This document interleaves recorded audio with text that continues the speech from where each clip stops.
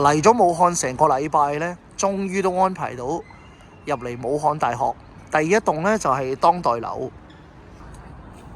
根據網上所講咧，武漢大學嘅當代樓咧係教職員啦同埋行政嘅辦公室主要嘅地方嚟㗎。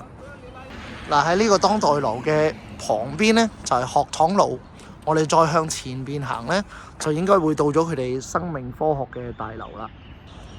喺穿過去生命科學學院中間咧有呢個好靚嘅花園，雖然而家呢啲樹有啲光禿禿，但係咧呢度嘅景色都真係好靚嘅。而家我哋面前嘅呢個生命科學學院咧，喺1893年咧建校之初就已經有㗎啦。而現時喺呢一個學院裏面嘅學科咧，涵蓋咗醫學啦、生物啦、病毒啦等等嘅學科。而喺學院旁邊嘅逸夫樓咧，就係我哋香港嘅慈善家，亦都係實業家邵逸夫1990年咧捐贈去起嘅。而喺逸夫樓咧，行翻落樓梯，過翻學院路咧，對面咧就係集膠水道全國重點嘅實驗室。但係原來呢個實驗室咧，我哋遊客都係只能遠觀嘅啫，遊人止步嘅。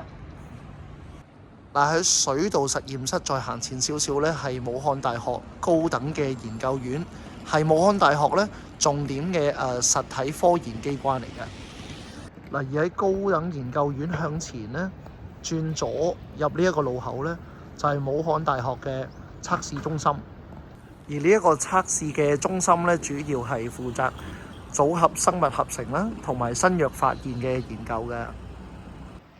而喺測試中心咧，繼續向前行咧，就會去翻頭先嗰個大嘅公園。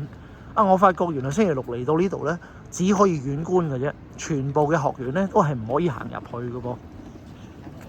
行翻出嚟呢個大公園想歇歇嘅時候咧，發覺附近呢啲咧旅遊嘅人咧，同我一樣都係入嚟參觀嘅，但係咧都係一家大細啦，仲會喺度野餐添。剛才喺公園度歇歇咧，行翻出嚟就見到武漢大學物理科學與科技學院，旁邊咧仲有個愛因斯坦添。經過咗前面愛因斯坦像咧，我哋就嚟到圖書館啦。門口咧就有圖書館嘅開放時間，同埋我今日見得最多嘅遊人止步。原來咧唔入就真係唔入得，因為要拍卡。但係咧兜個香影幅相都得啩。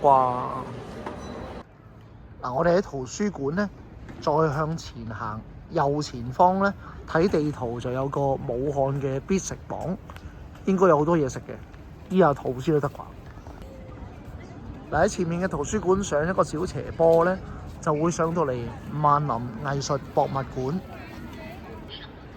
而喺藝術博物館行翻落去對面樓梯咧，終於見到我最想揾嘅嘢，好肚餓，食翻個早餐先。而家都2點啦。喺咁肚餓之際咧，有啲驚驚地喎。網上所講嘅美食街必食榜，一架係賣零食嘅車，另外呢一架應該係熟食啦啩。得2架車都叫美食街，有啲驚喎。想問一下，烤腸是多少錢1根呢？5元，要2根，謝謝。睇翻個地圖咧，呢2架車仔又唔似係網上所講嘅陸家山莊必食榜嘅食街喎。等我哋揾下先。雖然冇寫到陸家山莊，咁但係咧，我諗呢個嘅梅園食堂應該就係呢一個方向啦。行前少少左手邊咧就係弘毅學堂，分岔路嘅右手邊咧就唔知係咪所謂嘅餐廳啦。原來係圖書館嘅北門嚟嘅，咁我哋都係翻轉頭揾一食先。原來啱啱經過呢個弘毅學堂咧，係負責尖子培育嘅實驗計劃嘅。而行過咗弘毅學院，繼續向前行咧，應該係要上樓梯嘅。哇！但係呢個位有啲難度喎。過埋呢條樓梯再行幾分鐘咧，應該就係佢哋講嘅食街。穿過咗啱啱嗰棵大樹行上嚟咧，未見到食街，但係就見到所謂嘅梅園食堂。食咗個飯先啊，大佬。原來梅園嘅左手邊咧，應該係俾學生可以入去食飯嘅，但係我哋外人咧就要喺右手邊。嗱，原來我真係天真嬌嚟嘅，我入到嚟之後呢，原來都係冇開嘅。嗱，再行上少少，雖然見唔到樂家山莊住，但係起碼呢，有瑞幸咖啡，有火鍋店，同埋茶顏悅色，仲有川菜。喂，最重要做 KFC， 喂，食咗個飯先啊，大佬。大學呢一間 KFC 呢，暖粒粒得嚟都幾骨子㗎噃。雖然係順便拍嘅啫，但係都想睇下有啲咩呢喺呢度有香港冇嘅先。套餐就到咗，呢個九珍果汁呢，有啲百香果嘅味道，但係就真係好甜嘅。果然新嘢有啲伏㗎。但係呢個嘅小龍蝦雞腿包呢，暫時又見唔到小龍蝦，應該喺呢度。裏面可能有少少。公道啲講，雖則話呢，佢嗰個小龍蝦嘅肉唔係好多，但係調嗰個汁嘅味道係幾濃嘅喎，真係同我哋去食小龍蝦差唔多嘅喎。呢個包都幾好食。咁一於開咗餐先至再出發啦。食完個 KFC 都係唔係好夠喉呢，不如喺隔離茶顏悅色整多杯特飲啊！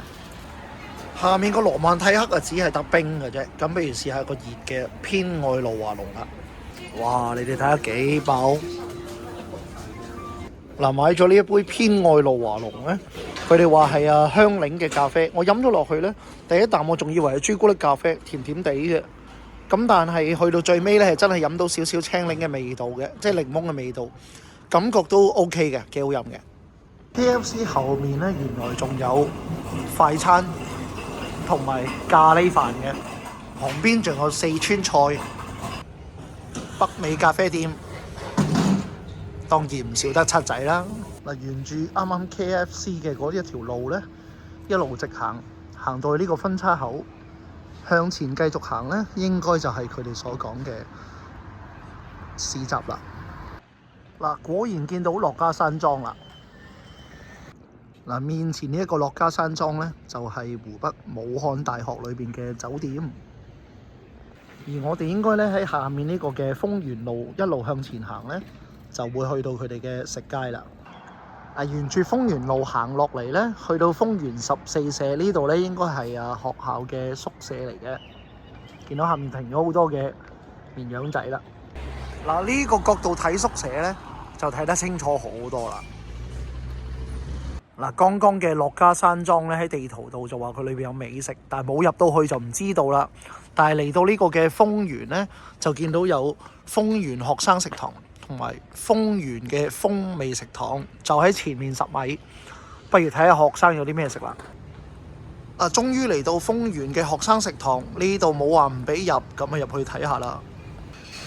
前台登記冇人，呢度有兩個好靚嘅公仔。望翻呢度嘅格局呢，就真係似一個飯堂啦。係啦，有啲員工呢，而家大概係4、5點喺度食緊飯。前邊呢，就有一啲嘅學生喺度買緊飛。等我哋睇下佢有啲咩食先。呢度係寫咗飯量自選區嘅學生啦、老師啦，同埋其他人士嘅價格都係好抵嘅，個零2蚊有50克嘅飯。非學生嘅人呢，每50克都係個7嘅啫，學生同埋老師係1個1毫9。咁你見到呢，雖然都係普通嘅嘢，但係選擇呢都幾多嘅。白飯就唔係任裝，但係湯呢就係啦。呢邊箱呢仲有甜品啦、糖水啦、炸物遊戲啦等等。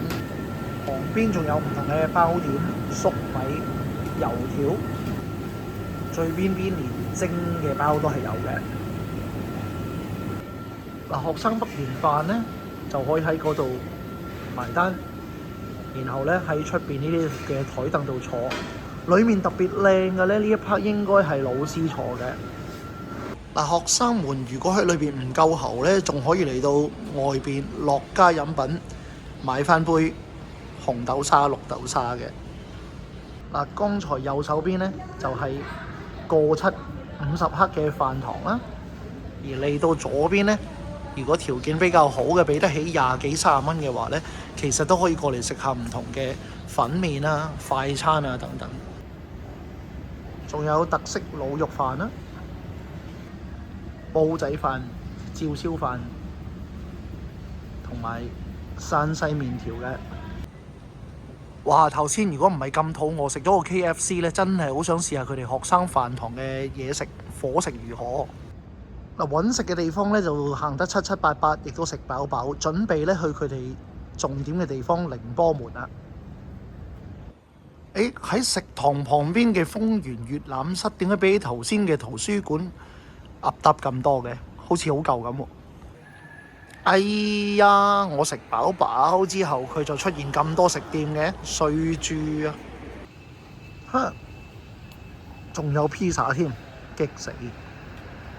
嗱，而家我哋再向前行冇幾遠咧，應該就係去到打卡之地寧波門啦。學校裏邊原來 internal 係有自己嘅巴士站嘅噃。嗱，學生們都係喺度等緊巴士嘅。巴士站旁邊咧，仲有好多矮嘅樓咧，係宿舍，望落去咁鬼似我哋舊區啲公屋嘅。然後旁邊咧有電信公司啦、影印啦、剪頭髮啦。喂，但係大學生係咪真係想喺呢啲地方剪㗎？佢哋要型㗎噃。哇！大概2點鐘就已經嚟到武漢大學，去到而家咧幾乎已經5點鐘，仲有10分鐘左右咧，就已經會去到寧波門。但係呢個路口咧，約莫100米左右咧，仲有個半側山，都值得我哋打卡。咁啊，一於行入去影埋呢張相先啦。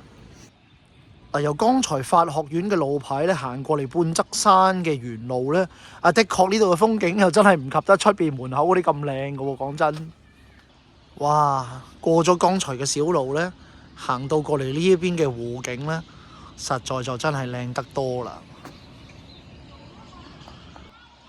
嗱，過咗剛才咧嗰個嘅小路咧，行到呢一個嘅湖景，望落去就真係靚得多。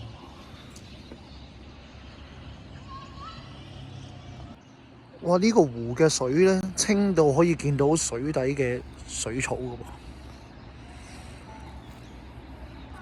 喎。過咗呢一個湖邊咧，旁邊有呢條小橋，行上去馬路咧，再向前行，應該就係寧波門啦。旁邊仲有人釣魚添喎，唔知有咩魚釣呢？咁就行過咗湖嘅呢一條橋啦。睇到地圖呢，前面呢間屋仔加埋旁邊呢個小湖呢，應該就係所謂嘅半側山，果然都係好靚嘅。觀眾們，我真係孤陋寡聞啦！原來呢個唔係屋仔，呢個叫做武漢大學愛評音樂廳嚟㗎。嗱，原來穿過咗呢個愛評音樂廳呢，去到盡頭呢度，向左邊行100米，再轉右呢，就係寧波門啦。喺最後一個景點呢，寧波門之前呢，仲會經過人民社科樓嘅。哇！到寧波門前都聽到呢度好多雀仔嘅聲啊！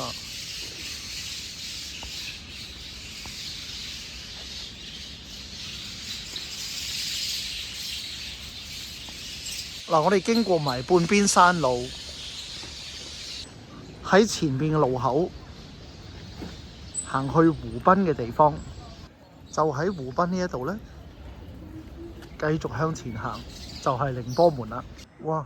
終於嚟到寧波路，去到寧波門啦。寧波門開放時間係7點到夜晚11點㗎。走出咗武漢大學之後呢，終於嚟到佢哋嘅最後一個景點寧波門。